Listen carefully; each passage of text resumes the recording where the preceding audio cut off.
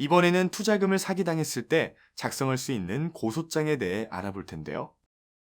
영상을 모두 시청하시면 이번 사례에서는 어떻게 사기죄가 성립하는지와 법원에서 사기를 판단하는 기준은 무엇이며 고소장에서 필수적인 기재사항은 무엇인지 범죄 사실을 구체적으로 설명하는 방법과 사례에 맞추어 필요한 증거 자료는 무엇인지 확인하여 고소장을 작성할 수 있습니다. 그리고 샘플과 함께 영상을 시청하시면 내용들을 더욱 쉽게 이해할 수 있습니다. 요즘은 직장만으로는 큰 돈을 모으기 어렵고 따라서 주식 투자를 공부하거나 가상화폐에 투자하는 등 다양한 형태의 투자가 이루어지고 있습니다. 더 많이 가지고 싶고 더 많은 부를 축적하고 싶은 것은 모든 사람의 바람이지만 범죄자들은 이를 악용하여 허위 정보를 매력적인 투자 정보인 것처럼 말한 후 금전을 요구하는 식으로 악용하기도 합니다. 이번 영상을 통해서 이처럼 투자를 빙자한 사기에 대비하여 어떻게 고소장을 작성하여 대처해야 하는지 확인하실 수 있습니다.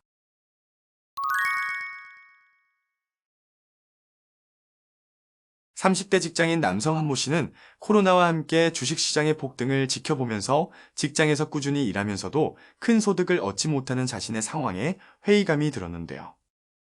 더군다나 코로나가 유행하면서 경제적으로도 어려운 상황에 처하게 되었습니다. 어느 날 한모 씨의 친구 전모 씨에게 자신의 집 근처인 경기도 고양시에서 만나자는 연락을 받고 2020년 2월 9일경 저녁에 경기도 고양시에서 한모 씨는 친구 전모 씨를 만났습니다. 이때 전모 씨는 자신이 국내 외국계 제약회사에 다니는데 회사를 다니면서 알게 된 정보에 의하면 2020년 5월경에 중국에서 코로나 신약이 개발된다는 이야기를 듣게 되었습니다.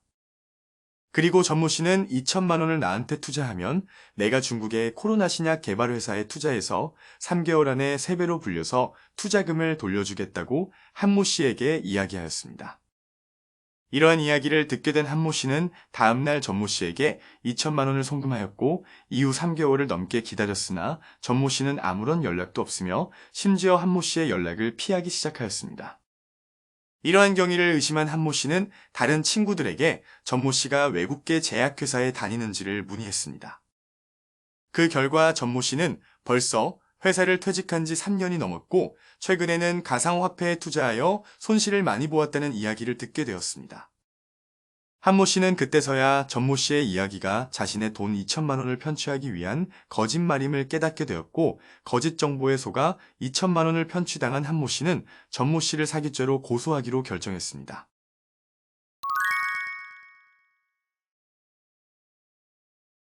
이번 사례처럼 상대방을 속여 재산을 편취한 전모 씨의 행위는 사기죄에 해당합니다.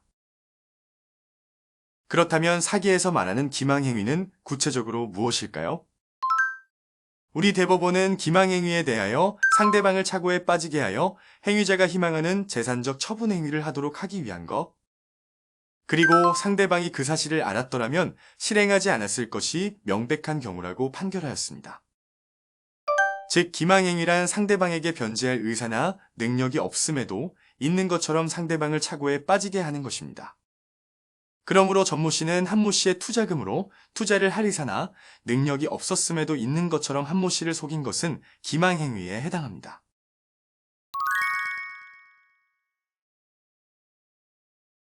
그럼 위 사례에 맞춰 고소장 작성 방법에 대해서 살펴보겠습니다. 우선 고소장이란 범죄의 피해자 또는 고소할 권한이 있는 사람이 범죄 사실을 수사기관에 고소하기 위해 제출하는 서류입니다. 쉽게 말해 범죄의 가해자를 처벌해달라고 요청하는 서면인데요. 그렇기 때문에 고소장을 작성할 때는 가해자의 범죄 사실을 구체적으로 기재해야 합니다. 먼저 고소장을 작성하기 위해서는 아래와 같은 순서로 목차를 설정합니다. 고소인이란 고소를 하는 사람으로 고소인의 신분을 확인할 수 있는 사항을 기재합니다. 피고소인이란 고소를 당하는 사람, 보통 범죄 가해자를 말하며 피고소인을 특정할 수 있는 사항을 기재합니다. 이번 사례에서 고소인과 피고소인은 친구 관계로 기본적인 인적 사항은 알 수 있었는데요. 만일 피고소인의 인적 사항을 전부 알지 못한다면 우선 알지 못하는 사항은 불상으로 기재하고 수사기관에 진술하는 과정에서 피고소인을 특정할 수 있는 방법을 찾아야 합니다. 고소 취지와 관계 법령은 피고소인을 어떠한 법령에 의하여 고소하는지 그리고 이로써 피고소인의 처벌을 구한다는 취지를 기재하는 항목입니다. 그러므로 이번 사례는 형법 제347조 사기죄의 법령을 기재하였습니다. 범죄 사실은 본격적으로 사건 발생 경위에 대해서 기재하는 항목입니다. 그리고 피고소인의 범죄 행위를 설명하는 부분이므로 고소장에서 가장 중요한데요. 그래서 범죄 사실을 구체적으로 기재하기 위해서는 소목차를 만들어 정리하는 것이 좋습니다. 다음은 범죄 사실에서 반드시 들어가야 하는 내용의 소목차인데요. 작성한 소목차에 따라 범죄 사실을 어떻게 작성하는지 확인해 보겠습니다. 첫 번째로 고소인과 피고소인의 관계는 사건의 배경을 파악하기 위해 필요한 항목으로 고소인과 피고소인이 서로 어떤 관계인지 기재합니다. 그러므로 이번 사례에서 고소인과 피고소인은 과거부터 알고 지내오던 지인 관계임을 기재하였습니다. 이 사건의 경위는 어떻게 사건이 발생하게 되었는지, 피고소인이 어떤 범죄 행위를 저질렀는지에 대하여 사건 경위를 구체적으로 작성하는 항목입니다. 이번 사례를 예로 들면 고소인이 피고소인을 만나 투자 정보에 대한 이야기를 듣게 된 사실, 피고소인이 고소인에게 투자하면 3배로 불려서 돌려주겠다고 기망한 사실, 그리하여 고소인이 피고소인의 계좌로 돈을 송금한 사실과 피고소인의 사기 행각을 알게 된 경위를 시간 순서에 맞춰 기재하였습니다. 사기의 경우 피고소인의 범죄 행위가 여러 번에 걸쳐서 발생되는 경우도 있는데요. 피고소인이 고소인을 기망하여 돈을 편취한 모든 행위가 각각의 사기죄에 해당합니다. 그러므로 여러 번에 걸쳐 발생한 범죄는 모든 범죄 행위를 상세하게 설명하기 위하여 각각의 범죄 사실을 육하원칙에 맞춰 기록한 범죄 일람표를 이용합니다. 그리고 범죄 일람표에는 범죄 일시와 장소, 어떤 방법으로 돈을 편취하였는지 설명하는 범죄 유형, 편취당한 금액을 기재하여 고소장의 맨 마지막 장에 첨부하였습니다. 피고소인의 범죄 행위는 고소인을 기망하여 재산을 편취하였으므로 사기죄에 해당함을 설명하는 항목입니다. 그러므로 피고소인이 어떤 방법으로 고소인을 기망하였는지, 어떻게 재산을 편취하였는지 상세하게 기재하였습니다. 고소인의 피해 상황은 피고소인의 범죄 행위로 인해 고소인에게 발생한 피해 상황을 기재하는 항목입니다. 피고소인의 사기로 인하여 발생한 재산상 손해는 피해 금액을 함께 기재하여 얼만큼의 손해가 발생하였는지 기재하고, 이외에 억울한 사정은 탄원서에 상세하게 기재하여 피고소인의 엄벌을 구할 수 있습니다. 소결론에서는 지금까지 기재한 범죄 사실들을 요약하여 고소인과 피고소인의 관계, 사건 발생 일시, 장소, 피고소인의 범죄 행위, 고소인의 피해 사실을 간결하게 기재합니다. 그리고 마지막 결론에서는 피고소인을 엄벌에 처해달라는 취지를 기재합니다.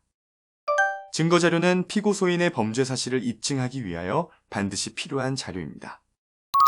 이번 사례에서는 피고소인의 범죄 행위를 보여주는 계좌 송금 내역과 사건 외 인물의 사실 확인서를 증거자료로 제출하였습니다. 증거자료는 각자 상황에 맞는 자료를 수집하고 제출하는데요. 사기의 경우 피고소인의 범죄 행위를 보여주는 대화 내역이나 송금 내역서를 제출한다면 피고소인의 범죄 행위를 가장 잘 입증할 수 있습니다. 고소장을 다 작성하였다면 고소장을 관할 경찰서에 제출해야 하는데요. 이 사건의 경우 피고소인 주소지소제의 관할 경찰서에 접수하면 됩니다. 그러나 피고소인 주소지를 모른다면 고소인 주소지소제의 관할 경찰서에 접수합니다.